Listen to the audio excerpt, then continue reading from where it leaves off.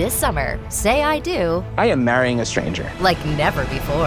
Am I crazy? It's a whole new Married at First Sight on Peacock. Thank God I woke up in love. With new experts, My name is Dr. Lisa. My name's Paul Brunson. more couples, This could be the start of a very successful marriage. and more surprises. Or maybe not. Everything is just not enough. You're a little bit crazy. I don't know what's gonna happen. I want my fairy tale ending. Married at First Sight, now streaming. New episodes Thursdays, only on Peacock.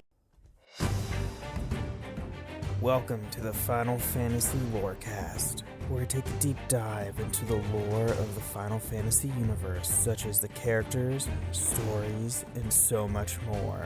Hosted by Ben of Temeria and Steve-O. Welcome back, Warriors of Light, to another episode of the Final Fantasy Lorecast. I am one of your hosts, Brandon, or also known as Ben of Temeria, and always with me is my good friend, Steven. Hi, Batman. And apparently he's Batman today. I'm back from fighting bats. Yes, he's back from fighting bats, which I guess would be your origin story of becoming Batman. They're just swarming above my head. Yeah, it's literally just like the movie. Come flying out of God knows where. It's his All Batman around. Begins. It is. See what I did there? But we are back doing a character deep dive, and as much as I would hold off on this character because I haven't gotten through Endwalker yet or started it yet, we are deep diving into Emet-Selch. Woo! Oh, I've been Steven waiting for is this one. Pumped for this. This is going to be a two-parter.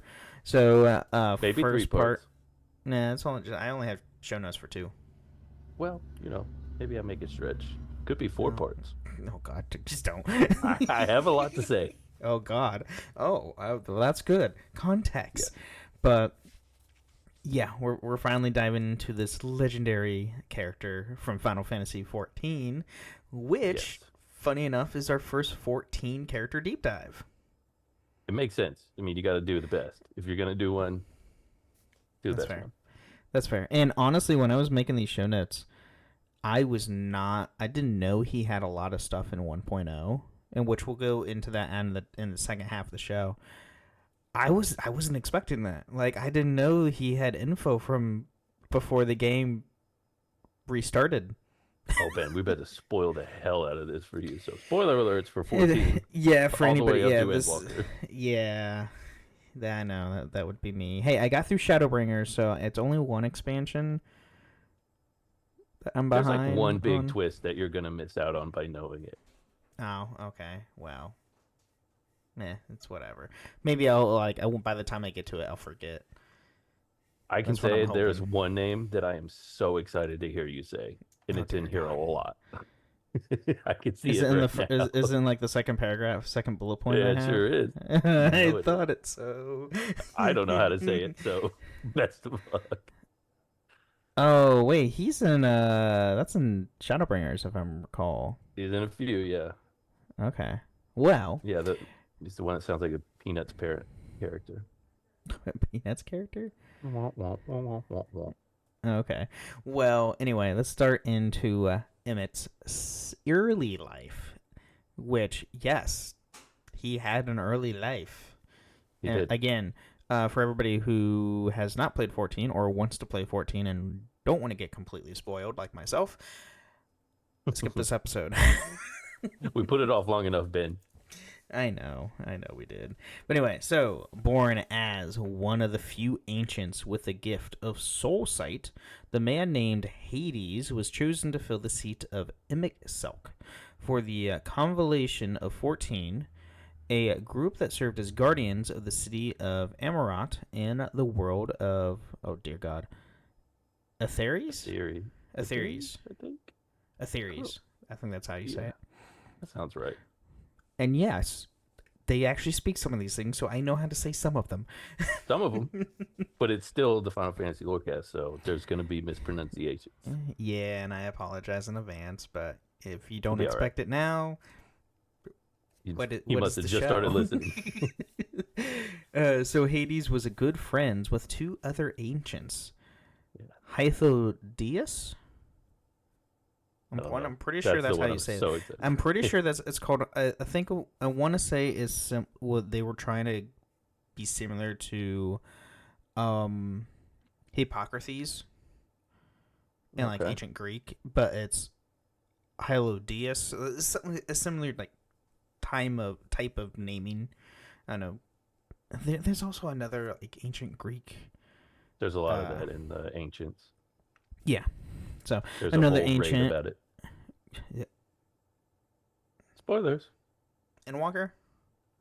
I think so. Or yeah, Endwalker. It would be the raids and Shadowbringers are the Near and the what the other ones I did. The Near were the Alliance ones. In Shadowbringers? Yeah. I'm trying to remember the other raids were in Shadowbringers. I don't remember. Because I don't think I did them. Box Troll, help us out. Anyway, so also help us with the name. She said another. So this Hythodius is also another ancient with soul sight and the chief of bureau of the architect and his fellow constellation members who filled the seat of Azim. Originally, Hythodius was nominated with the seat of Emet-Selch, but he declined on account of most of his talents to be lacking and recommended Hades instead. Yeah. Okay. It's a good section. So while accompanying Hythodius to recruit Hermes to take the seat of Fandorel in the constellation. Fandaniel. That one they say a lot. Yeah. Oh, Fandaniel. Okay, I haven't gotten to that point. I don't remember. Is this Shadowbringers or Endwalker? This is Endwalker. He sucks. Okay, see that's how I don't know how to pronounce this one. In the constellation, Hades met the Warrior Light, a figure he assumed to be familiar Azim had made due to the similarity of their souls. He gave some of his ether to help them become fully tangible. Hades reluctantly accepted the Warrior Light's presence as he conducted their business. Before meeting with Hermes, Hades toured the facility to familiarize himself with Hermes' responsibilities. Hades found Hermes reluctant to accept the seat of Fandaniel confusing. Yeah, it's a whole lot of like, why wouldn't you want to do this? This is to help everybody out, yada yada. There's a lot of in the yada yada. I'm just not going to tell you right now, but it's very good. Okay, good. So while discussing the nomination with Hermes and learning more about the research going on in Elpis, Hades was talked into helping one experimental creature learn to fly. Hades later assisted in subduing and euthanizing out of the control experimental creatures. At this point, Hades noticed that Hermes was in agony over having to kill a creature when its life was only just begun, and encouraged Hermes to join the constellation so he doesn't have to suffer. At the end of the day, Hades had to put the matter of Hermes' nomination aside until the next day. Yeah. Okay. So when it's said like that, it's kind of like, okay, I get it, but it's just like with most other villains, it's not quite so black and white. There's right. Yeah. There's other elements. Yeah, because when you read it out, it's like, hey, it kind of sucks to kill a creature when it just got born or just got created. It's like, yeah, I get that, but there's a little more to it than that. Right. So the next day, Hermes found himself occupied with many tasks, which afforded Hades and Hythodius more time to learn about the research being conducted. During their course of their exploration, they encountered Venat, the previous Azim. Venat recognized the Warrior Light as a time traveler rather than a familiar, since she recognized the signs of her protection magics on the Warrior, despite having never met her at this point in time, or met them. Because big spoiler there. Well, it's not saying who that is, but just know like that's a gigantic spoiler for the story. Oh, you're talking about Venat? Yeah.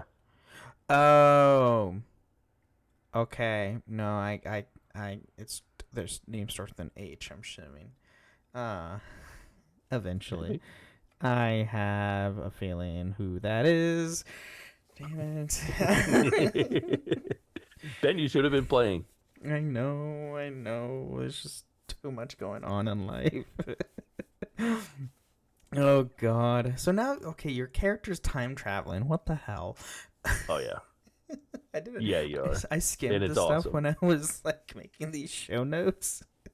I mean, you are and you aren't. It's like you're not. Anyway, Because you're there, not but you're actually. really not there because you can't Yeah, affect time.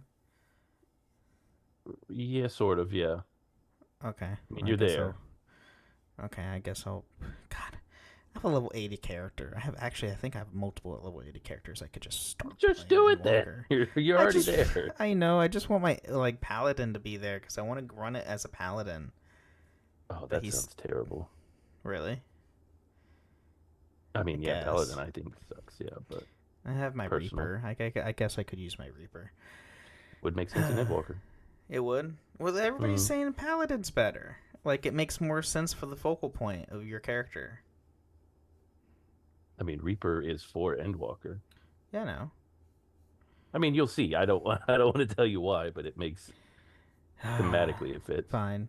So, when the time traveler revealed future events detailing the planet's sundering and the man Hades would become, Hades refused to accept it. He took his leave in anger and returned to ascertain the truth of the cause of the final days.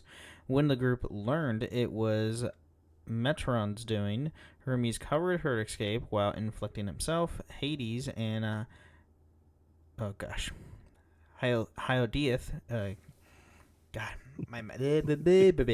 with a spell gotta to come up with a nickname erase for the. him. I know, Hythlo.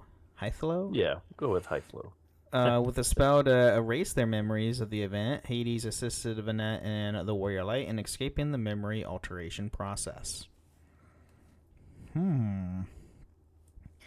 Interesting. What's a good Final Fantasy without memories being erased? Yeah. 7. 8. Anyway. 8, yeah. That's another one. 9. Kind of. Yeah, kind Kind of. So, unaware to the truth, Hades recruited Hermes into the constellation. When the final days commenced, heralding the end of the world, Hades joined the fellow constellation members to devise a plan to halt the calamity, summoning a primal to undo the aether stagnation. Zodiac. Okay, I do know him. Yeah. This led to Azim resigning from the constellation as half of their people, Hythloidius included, voluntarily sacrificed themselves to offer up the necessary ether to complete the ritual. Yeah. Yeah. It's pretty great little stretch here. I think it's one big long cutscene that you watch, but it's Oh, gnarly. really? Yeah. Okay, because I know Zodiac's like ritual was like terrible. And by terrible, Yeah. the amount of sacrifice they did, because you Yeah, Emic tells you about it during Shadowbringers, Mhm. and like telling you how they created Zodiac and then eventually Hydaelyn to balance Zodiac, because the amount of ether they needed to summon him was gastronomical. It was terrible. Yeah, it was. I mean, literally half their people sacrificed themselves. It's a fun. You get to, well, spoiler. You get to see it. It's crazy. All right. So upon Zodiac's creation, the deity enthralled Hades and the others into becoming his devout followers, but succeeded in his primary purpose. Even with the final days halted, Atheres was still unfit for nurturing life. The constellation thus bestowed their people to sacrifice another half of their number to replenish the ruined world and restore the cycle of nature. For Hades and the constellation to restore the lives of those originally sacrificed, Zodiac would require even more ether that would come from the new life being born into the world. Dear God. Yeah. So Like- they kind of go crazy. It's like, just keep sacrificing. So, I mean, you get all this in Shadowbringers, but I'm sure that like through Endwalker, you see a lot more, like much more in detail. Mm-hmm. Okay. Yeah. So this disturbed Vanette, who felt to sacrifice lives or sacrificial costs were already too great, and now the world would belong to the lives birthed in it. An opposing group of Emiratians. The ancients. Yeah, Yeah. we'll just say the ancients. The ancients, okay. Who felt similarly summoned Hydaelyn in opposition to Zodiark, and the resulting conflict ended with Hydaelyn's final attack shattering reality, sending Ethereum's nearly all life into the source and its 13 shards. The source became called Hydaelyn, named after its creator goddess, with the denizens lacking any knowledge of the parallel worlds. Yeah, and that's also in Shadowbringers. We get this because, spoiler alert, you go to a parallel world. Yeah. Which, by the way, Shadowbringers was so great. Such a good. So good. Endwalker's better. So You think believe it or not. Oh, you say Endwalker's? Oh man, 100%. Yeah. So essentially, after we get done recording, you're gonna this is gonna make me go and actually start trying to get. I should hope so. Endbreaker. Okay, damn it. It's so good. It's definitely my favorite by far. Okay. I think So it's Endwalker, then Shadowbringers, Ooh. then Dawn Trail. Really? Mm-hmm. That's your top 3? Okay. So top 3. All right. So thanks to an intentional flaw in Hydaelyn's attack, Hades survived the Sundering intact along with 2 other fellow Convocation members, La Habrea and oh god, I forget how you say his name. You know his. It's Elidibus. Elidibus. Blah, blah. Elidibus. He's a dick. He's not great. La Habrea is no better, but he had like somewhat of a conscience. Yeah. Sometimes. So while everything we knew and loved was either sacrificed to Zodiark or fragmented into what they considered flawed parodies, going by his title Emet-Selch, Hades worked with the other Paragons and their Ascian followers to orchestrate the rejoining of the shards with the Source to restore both their god and their home. Which you get all this also in Shadowbringers too, which you find you started getting it. You get this throughout, kind of like together throughout the story of the game. Yeah, I mean it's sprinkled I even would say throughout it's ARR. more. I would say it's more so in Shadowbringers. You learn like the true purpose. Yeah, it all starts. It starts to come together, and then Endwalker, you actually see it happen. Yeah. Oh, okay. Yeah, it's like completely. It's clearly crystallized once you get to Endwalker, but it's sprinkled. Like that's what they did when I got to Endwalker. I was like, "Wow, they really." It seems like they actually planned this out. Like things start connecting from ARR. From and each, you're like, whoa! From each separate expansion, it starts getting connected. Oh, see, that's why I like Yoshi P is a game director for this because he's meticulously like planned every single expansion and how they've written it. It's a little less. Yeah, it's a little less so in like Heaven's Ward, where that's like its own separate closed off story with the Ascians and everything. Yeah, I mean they're barely involved. It's more so about more the just dragons. Ishgard and Nidhogg. That's Yeah. fair. So during the Source's third astral age, Emet-Selch influenced the creation of the Allegan Empire by helping its advancement until it was destroyed in the fourth Umbral Calamity. During that time, he inducted the Allegan scientist Amon into the Ascians while restoring his memories as the former Constellation member Fandaniel. Everybody loves Amon in his awesome fashion. I can't remember what he looks like. He's like the pirate-looking thing. Yeah, I don't know who the hell that is. You fight him in one of the Alliance raids. You do? He's in Realm Reborn. What? Yeah, he's in one of the Alliance raids. You also see him in Oh, he's in the Cypress Tower. Oh, he's part of the Crystal Tower raids. Yeah. Why don't I? Okay. It's starting to come together. He's one of the bosses. He's not the main boss even of the raid. Yeah, I know. He's the third boss. He's okay. All right. So, all right. So that's his early life. Now we get into early life. That's his early life. I told you this is a 4-parter, Ben. No, I mean we're not even half. We have a little bit for the him now establishing the Garlean Empire. Mm-hmm. By the way, yeah, that was him. If you didn't get that through Stormblood, because it's kind of like blatantly, obviously show it in Stormblood. Yeah. So Solus Zos Galvis was born in the year 1489 in the 6th Astral Era to the esteemed House Galvis, a distinguished family of pureblood Garleans in the small Garlemald Republic. They were a republic. Yeah, at one point before. Poor Yeah, shit I went think terrible. that's all in Stormblood where they talk about why they had to do what they did because they didn't have I magic. think so. Oh, yeah. Now that you okay. Yeah, that's come together now. So he joined the military at the age of 16, where he distinguished himself from the rank and file as a brilliant tactician and statesman and attained the rank of, Legatus. Legatus? Okay. Yeah, By the, that's from Skyrim. Well, it's a legionnaire in Skyrim. Oh, I thought it was a Legatus. No. Legatus by his 24th birthday.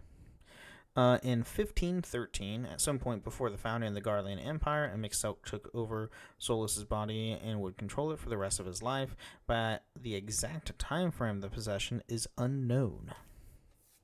Really throws me off hearing somebody named Solus. Oh, God, Because fucking of Dragon Age. Damn it. Different podcast. That's a different podcast. Go listen to Dragon Age Lorecast, which They is do a great job. They do. So shortly after achieving the rank of Legatus, Solus learned the newly invented Ceruleum engine and saw its combat potential as he guided the development of magitech weapons and their integration into the army. Despite initial skepticism, the Garleans saw Solus' reasoning as it allowed them to conquer northern Ilsbard, Sure. and won over the subjugated people with the promise of their lives would be improved with magic tech. I'm not going to correct you on a lot of these 14 names because a lot of them are ridiculous, as been discussed ad nauseum in the Discord. Just wait till we do a Dawn Trail episode. Ooh. I don't even want to think about it. So, and then in 1517, Solus was granted control of Garlemald as a director by popular support. Garlemald devastated the small country of Nosmach. Sure.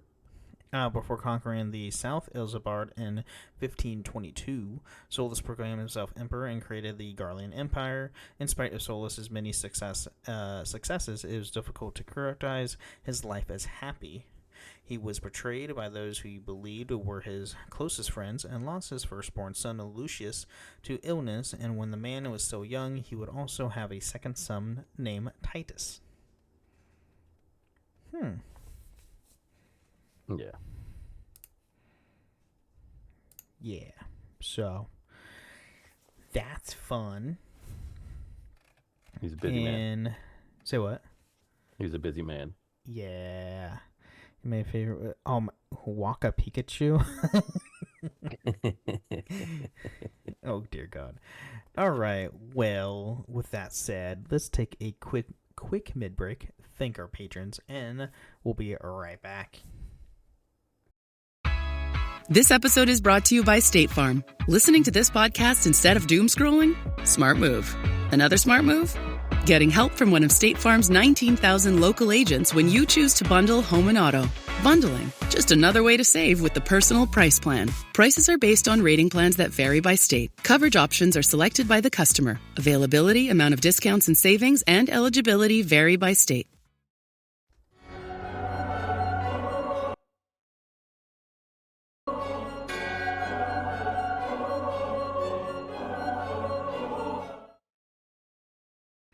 That's fitting mid-break music now because it's the ASEAN theme.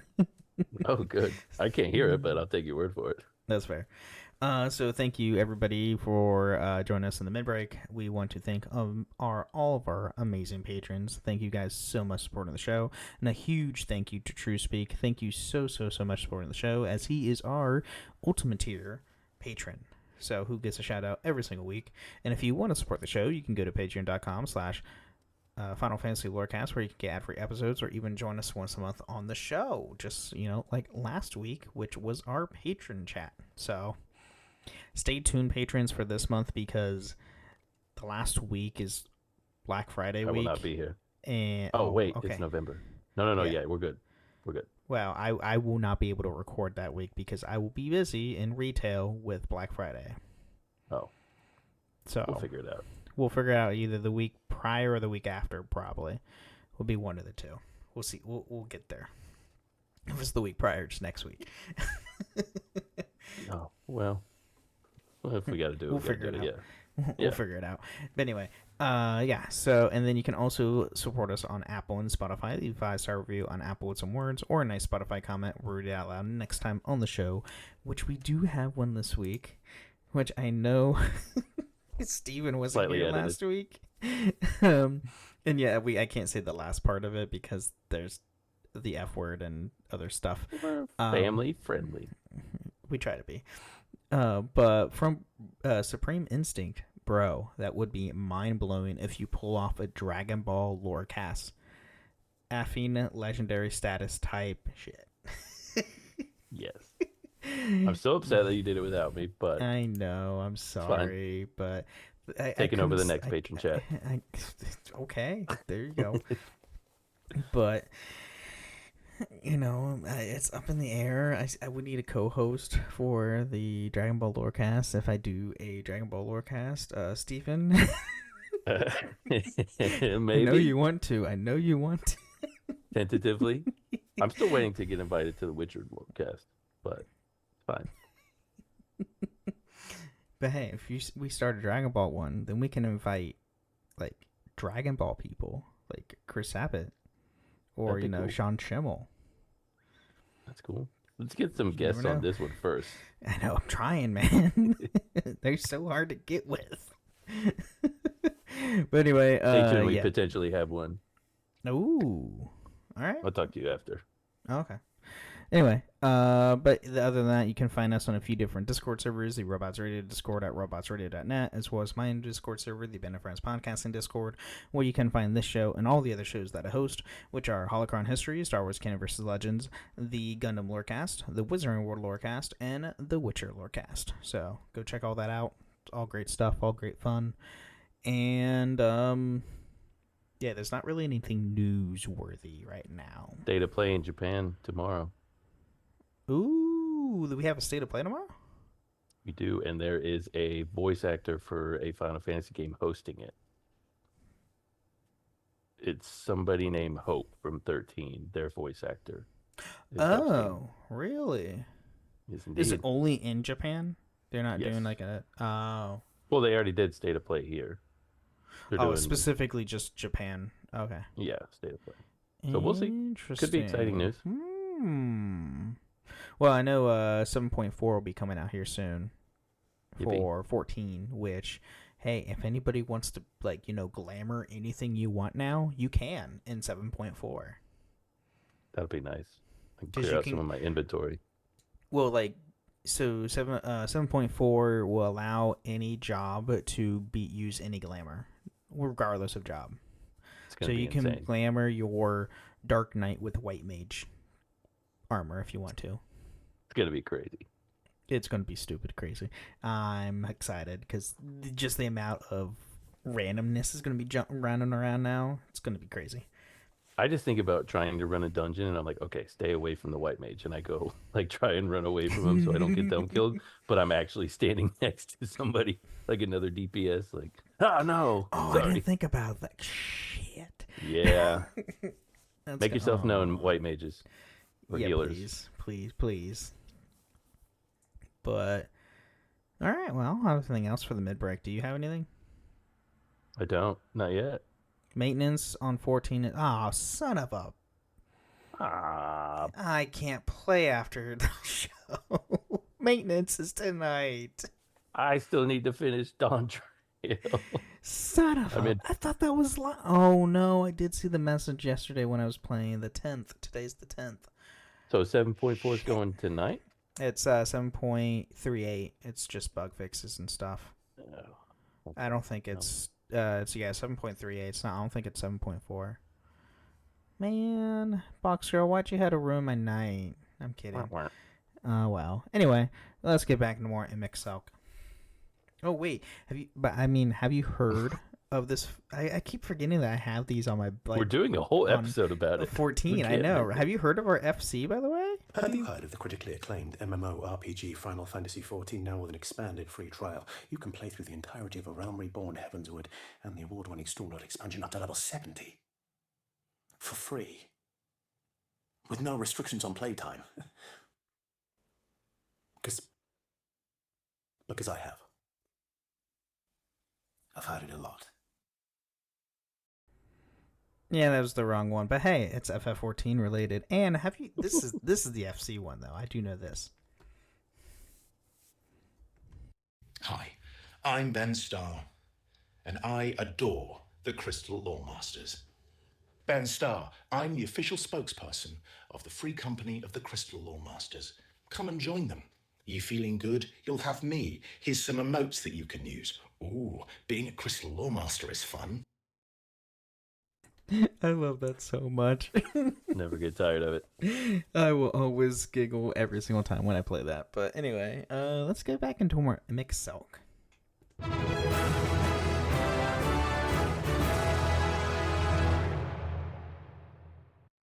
What if I told you you only have 12 hours to legally have sex? To finding true love, or just like a good guy. From the director of Easy A and Anyone But You. This whole thing is nuts. There's nothing traditional about this night.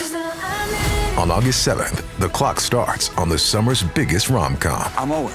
Allie. What about you and me? Monica Barbaro, Callum Turner. I've been told I'm a 7. By who? Your mom? No, she thinks I'm a 10. One night only. Rated R. Only in theaters August 7th. Turn it up. Storm has 0 sugar and 200 milligrams of caffeine, so you can turn that workout up a notch. Good energy in, good energy out. Energy for life.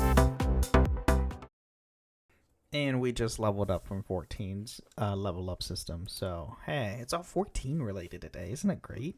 At least we can do it on the episode, but we can't do it in real life. What, level up? Yeah. Yeah, no, it's so sad. I will never level up in life. But now expanding the empire. So Solus was not content with Ishbard alone. 6 years after becoming emperor, he set his gaze upon eastern continent of Othod with their war machina. Yeah, war machina. War machina. At the foray, the imperial forces toppled all who dared to stand before them. During this campaign, the emperor laid lies upon the runes wrought by primals, an entire land drained of life. The sight led him to issue a mandate for the annihilation of the dreaded beings, the Garleans dubbed icons, to deny them as beings of divine origin. Makes sense, since his world kind of got destroyed by one. Yeah, that's true. By 2 of them. Yeah, that's also true. I know. Yeah, that's coming together now. Why why the Garleans hate primals / icons so much now? Oh my god. Yeah, it all right. It's mind blown. So after a long, hard-fought resistance, the nation of Doma fell to Garlemald in 1552. Having conquered the east, the emperor turned his armies towards the west, plotting the invasion of Alanard and captured Alamigo in 1557. However, this was the last victory for some time. Yes. Yeah, but he held that down for a long time. That's true. He did hold it for a very long time. Yeah. But now we're getting into some stuff that, a good 90% of the player base has not experienced, because this is Final Fantasy XIV. I'm shocked we can find information on this. Version 1.0. I've never heard of such a thing. Does I know. exist? What's 1.0? I don't know what 1.0 is. What is 1.0? If people were playing 14 and you did not know that Realm Reborn was not the original iteration of the game, you're wrong. Its name is quite literal. It is a Realm Reborn. It's because they nuked the last version of the game and rebuilt it ground up. Yes, Lava Guy, the beginning. Yeah, no, we can find this info because thank you, Final Fantasy Wikipedia, but the fandom page for that. You sure But can't there's find it also in Squares. no, Square will never mention this. But there is still a lot of video of people playing the game that they posted. Yeah, one dot what? Yeah. So there's a lot of this info still around, so which is great. So once Alamigo had been assimilated into the Empire both politically and economically, the 14th Imperial Legion focused on hastening the process of the Eorzean campaign. In 1562, the Imperial fleet accompanied by the mighty flagship Argyris, forced its way into Mordona and the Civil Tier Falls. The Legion's armada encountered an unexpected resistance from the Midgard Summer, forgotten guardian deity of the lake. If anybody doesn't know, there is when you boot up 14 for the first time ever, you're going to see this awesome cutscene of this gigantic war flagship being brought down by a literal legion of dragons. Mm-hmm. That's this. Yeah, it's awesome. It is pretty cool. So the great dragon called out to its kin, who pitted itself against the Garlean's fleet. The battle ended when Midgard Summer and the Argyris collided and plummeted into the land, compelling the Legion to retreat from Mordona. Yes. And you can go see all the leftovers of that. You literally see a leftover of the entire Argyris and Midgard Summer's remains. That is literally physically wrapped around it. Yeah, it's pretty cool. And it is a dungeon that you have to go through the story anyway. Post ARR. Because you hear, once you beat ARR and get into the post game cutscene, right? Or right after ARR. Awesome cutscene. So long. Also, it's so long. It's very long. But you hear Midgard Summer's roar. And it scares the living hell out of everyone. Yeah. And then he just flies around you as a little. Yeah, once you complete his dungeon, you get his little he becomes a little companion, and he will forever be my companion. Fair enough. So I have the same one that I'll never change from either. What? It's always Zidane. Oh, Zidane. It's only because you got Dontrail. Yeah, it's true. But they got it in. Yeah, they did get him. So where was I at? Oh, the Ascians teaching Eorzea's beast tribes the means of summoning their own gods, provided the Empire the means of motivating the Empire to conquer the realm. So you being the warrior lion, going around taking down becoming the primal killer, and everything. Mm-hmm. Which, by the way, is a title they give you. It is. Yeah, blame the Empire because they're the ones that are literally. Oh no, the Ascians. Blame the Ascians for teaching them doing this. Yeah, because it's kind of like behind the prompts, scenes stuff. So, yeah, causes war, which they want. Yeah, and it all comes together. It is coming together.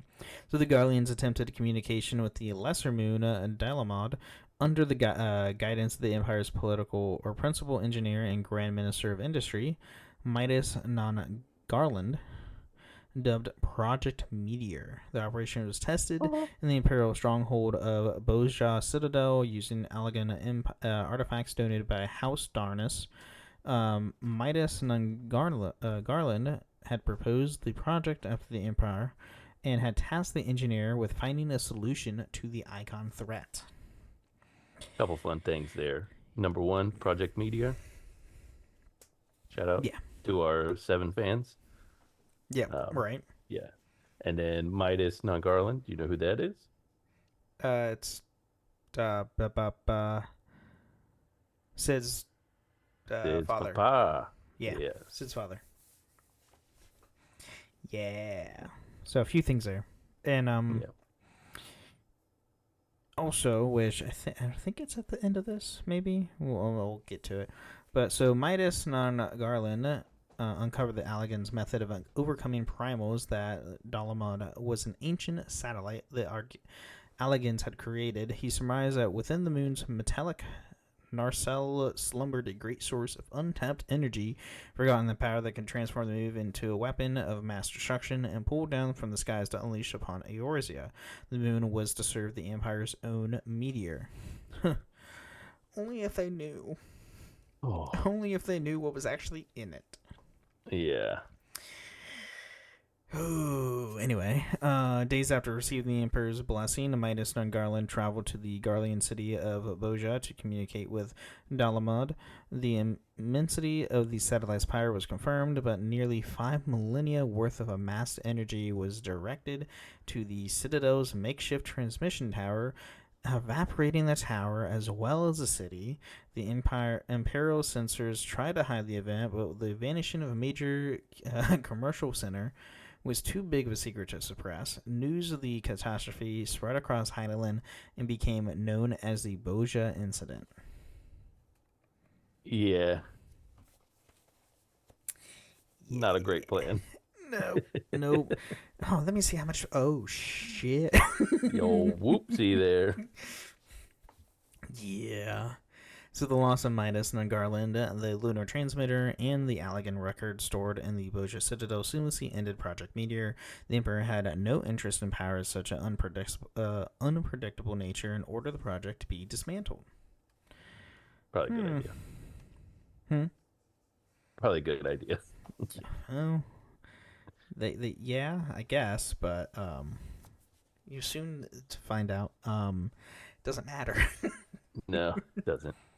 So during the Empire's decade-long stalemate with Eorzea, the Emperor publicly recognized Legatus Null Van Darnus as a man of exceptional talent and the critical victories in the Empire's Eastern Campaign, despite being well past his named 18th birthday. By the year 1752, Solus' ambitions to unify the 3 great continents under Garlean rule were as strong as ever.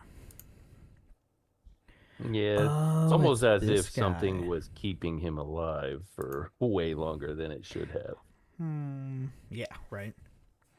So after homologating the political affairs in occupied territories in Othrad, and then once again set his sights upon Alanard and the Vexing Icons, when he declared the Icons' annihilation as one of the administration's top priorities, Van Darnus proposed ridding Eorzea as his pulse gods once and for all, using House Darnus' closely guarded knowledge of Allagan relics to succeed where others had failed.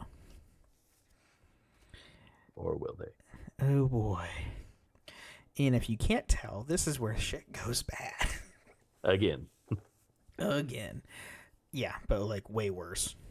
So after learning of his deployment to Eorzea, Van Darnus convinced the Emperor into resurrecting Project Meteor. Yay. Yeah. Claiming he had discovered a means to control Dalamud. After a decade-long stalemate on the Eorzea front, the aged Emperor, impatient to solidify his legacy before his death, entertained the notion of a realm-wide cleansing of beastmen and their icons, and the second phase of Project Meteor was commenced. Yikes. Ooh. Tough word. What? It's never good to have a cleansing? realm-wide cleansing. Yeah. He's not the last one to use that term either, unfortunately. And then, in spite of repeated interference from the Grand Companies and Adventurers, by the way, which the Grand Companies, obviously the 3 major cities of Eorzea, and the Adventurers, meaning the players of 1.0. Project Meteor went along with a lesser moon beginning its ascent into a direct collision course with Eorzea. Not great. With the citizens of Eorzea praying to their gods, the remnants of the 7th Imperial Legion amassed at the plains of the chateau where... Cartano, thank you.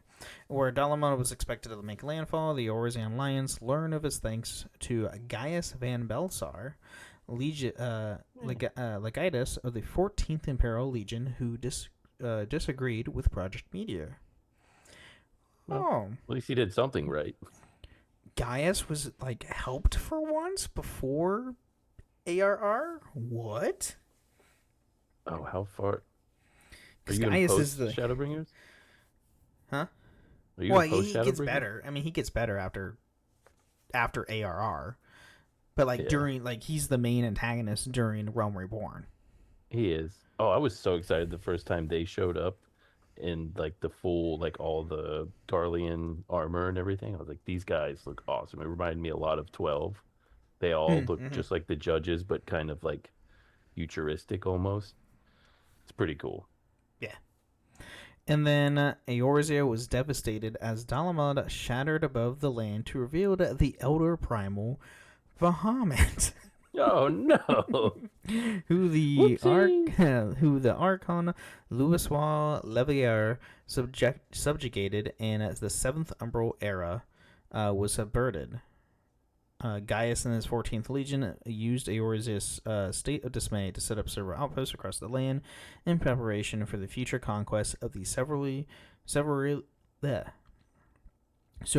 weakened realm. And then, then the game blows up and becomes Realm Reborn. Ta-da! Like, by the way, this is like their story explanation why it becomes Realm Reborn.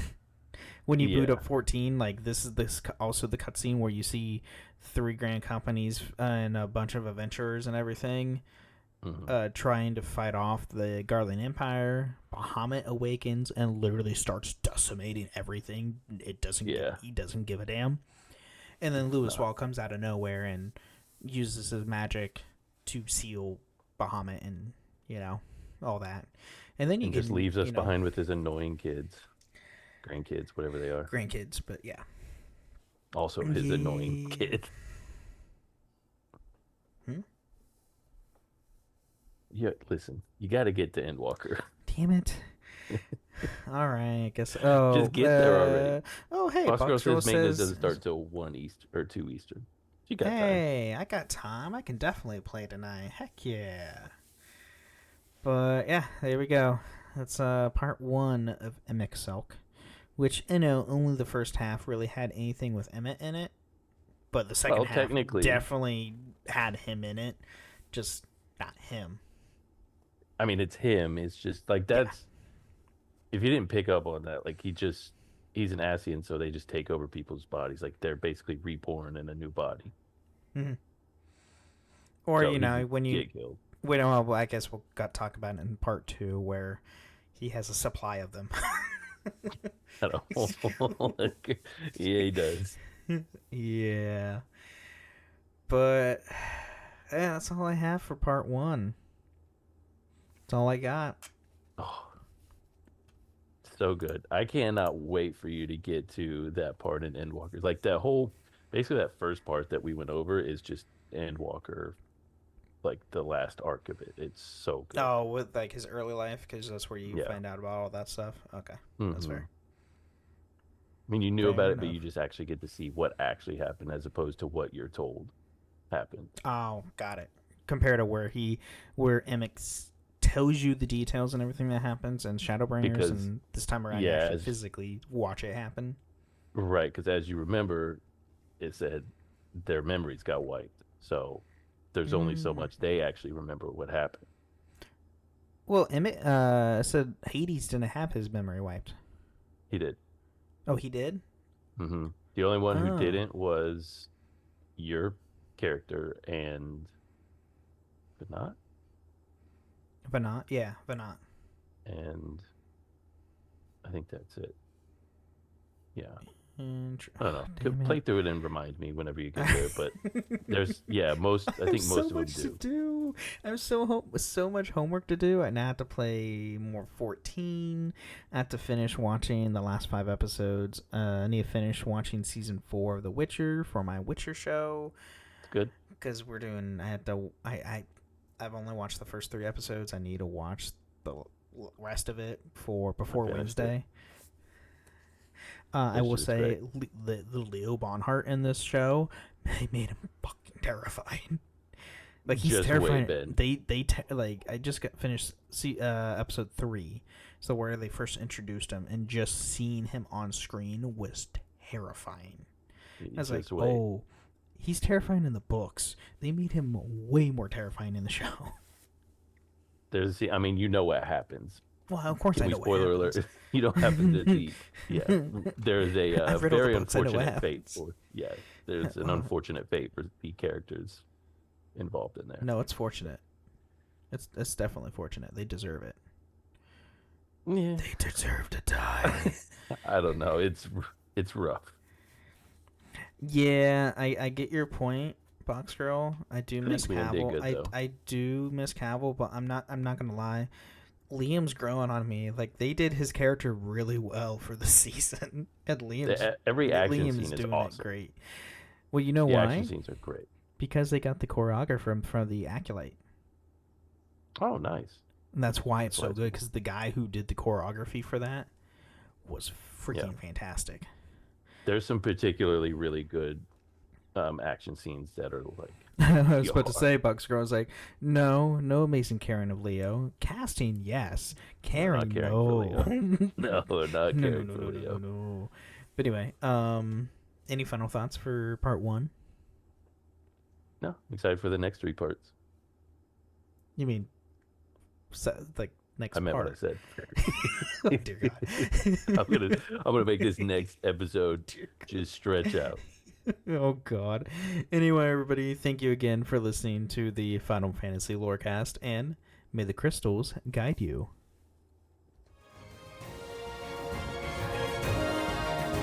Thank you for listening to the Final Fantasy Lorecast. You can find us on the Robots Radio Discord at robotsradio.net, the Ben and Friends podcasting Discord, where you can share your thoughts, experiences, and love for the Final Fantasy lore. You can also find us on Twitter at FFLorecast.